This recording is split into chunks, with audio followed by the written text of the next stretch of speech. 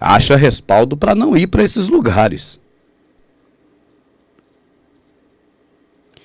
Capítulo 4, verso 12. Ninguém jamais viu a Deus. Se nós amamos uns aos outros, Deus está em nós, e em nós é perfeita a sua caridade. Ou seja, em nós é perfeito o seu ato de amor de mandar o seu filho para nos resgatar.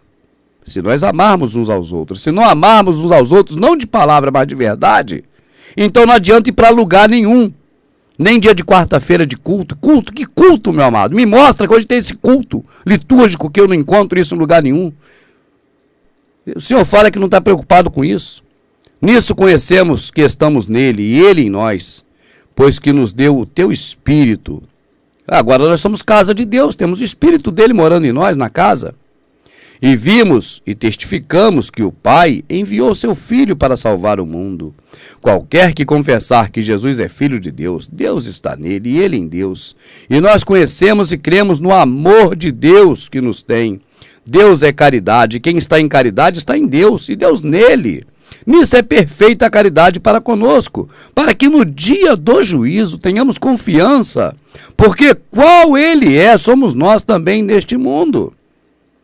Confiança é saber assim, ó, eu estou praticando essa doutrina, eu sigo o mandamento de Deus, eu amo o próximo como a mim mesmo. Então, eu sei que eu vou para o céu. Somos também, nisso é perfeita a caridade para conosco, para que no dia do juízo tenhamos confiança, certeza, porque qual ele é, somos nós também neste mundo.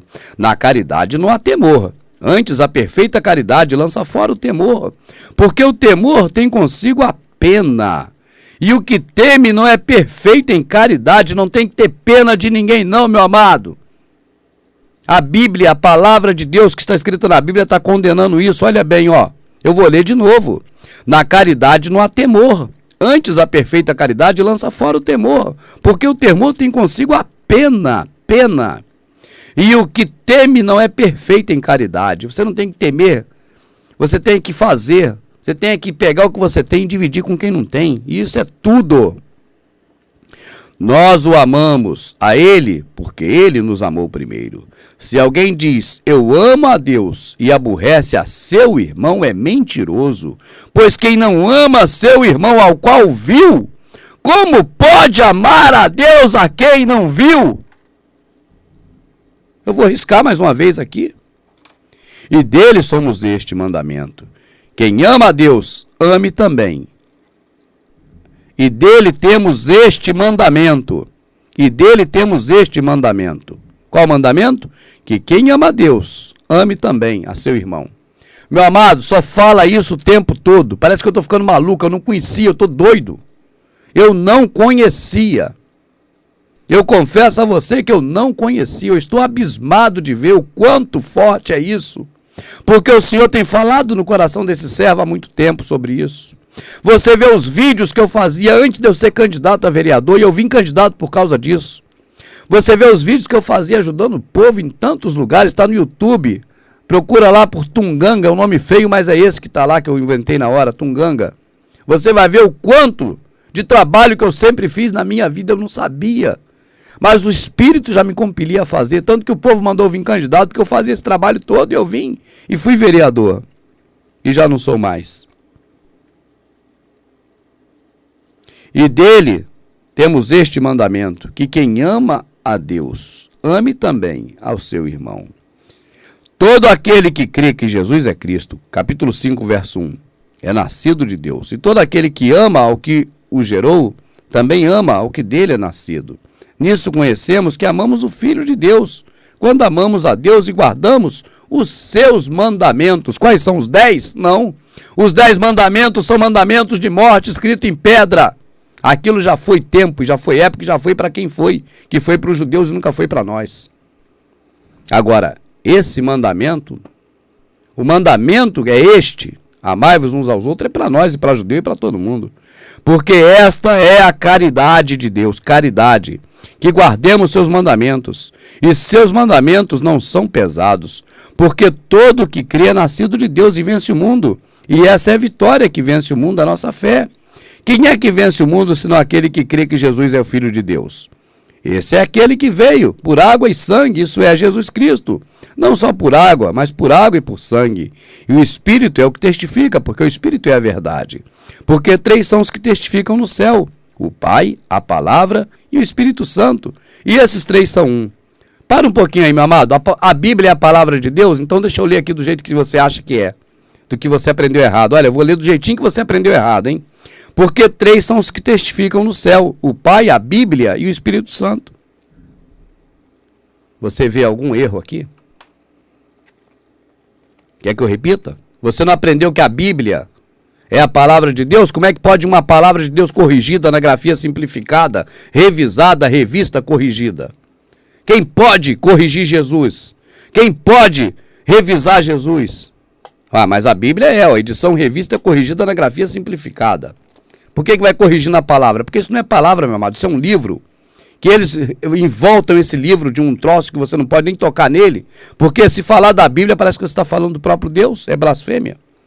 Então eu vou ler igual você entendeu. Você não sabe que a Bíblia é a palavra? Vou ler aqui para você, ó. Agora que eu vou ler, meu amado, não é para você que segue aqui o canal, não. É para quem está de curiosidade aqui para ver defeito em mim, para me acusar. É para você que eu vou ler agora, olha aqui, ó. Porque 3 são os que testificam no céu: o Pai, a Bíblia e o Espírito Santo. E esses 3 são um. A Bíblia também é um Deus para você. Você não é um bibliólatra? Então deixa de ser, meu amado. E vamos ler certo agora. Porque 3 são os que testificam no céu: o Pai, a Palavra, Jesus Cristo, e o Espírito Santo, Jesus Cristo, que é Yohoshua Hamashia. E esses 3 são um. Um, meu amado. Os 3 são os que testificam na terra: o Espírito e a água e o sangue. E esses 3 concordam num. Se recebermos o testemunho dos homens, o testemunho de Deus é maior, porque o testemunho de Deus é este, que deu seu Filho e testificou. Quem crê no Filho de Deus em si mesmo tem o testemunho. Quem a Deus não crê, mentiroso fez, porque não creu no testemunho que Deus deu do Filho. E o testemunho é esse, que Deus nos deu vida eterna, e vida eterna está em seu Filho. Quem tem um Filho tem a vida, quem não tem o Filho de Deus não tem a vida. Quando fala em ter Jesus, aí você fala: eu tenho Jesus, eu tenho Jesus. Tem? Então para que você retorna ao vômito? Para que você se deita no lamaçal? Para que você se torna para a lei de Moisés? Porque tu está negando o Filho, então você não tem o Filho. E também não tem a Deus. Quem torna para a lei de Moisés não tem nem o Filho e nem a Deus. Não tem ninguém, só tem Moisés. E não cuideis vós que eu vos acusarei naquele dia perante o Pai. A um que vos acusa, Moisés, em quem vós esperais. Eu repito isso 1000 vezes. Vai para o Velho Testamento, vai para a lei de Moisés e fica esperando. Nega Cristo. Quem tem o Filho tem a vida. Quem não tem o Filho de Deus não tem a vida. Essas coisas vos escrevi, para que sabais que tende a vida eterna, e para que creais no nome do Filho de Deus, Yohoshua. Esse é o nome do Filho, ou Yoshua e Alshua, mas não Jesus. E esta é a confiança que temos nele, que se pedirmos alguma coisa, segundo a sua vontade, ele nos ouve. E se sabemos que nos ouve em tudo que pedimos, sabemos que alcançaremos as petições que lhe fizermos. Se alguém ver pecar seu irmão, pecado que não é de morte, orará, e Deus dará a vida àqueles que não pecaram para a morte. Há pecado para a morte, por esse não digo que ore. Toda iniquidade é pecado, e há pecado que não é para a morte. Sabemos que todo aquele que é nascido de Deus não peca, mas o que é de Deus é gerado, conserva-se a si mesmo, e o maligno não lhe toca.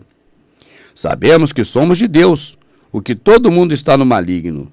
Sabemos que somos de Deus e que todo o mundo está no maligno. Não é todo mundo, todas as pessoas não, é o mundo que é do mundo. E sabemos que já o Filho de Deus é vindo e nos deu entendimento para conhecermos o que é verdadeiro. E no que é verdadeiro estamos, isto é seu Filho Jesus, este é verdadeiro. Deus e vida eterna, filhinhos, guardai-vos dos ídolos. Amém. Acabou a primeira epístola. A segunda epístola é pequenininha e nós vamos seguir.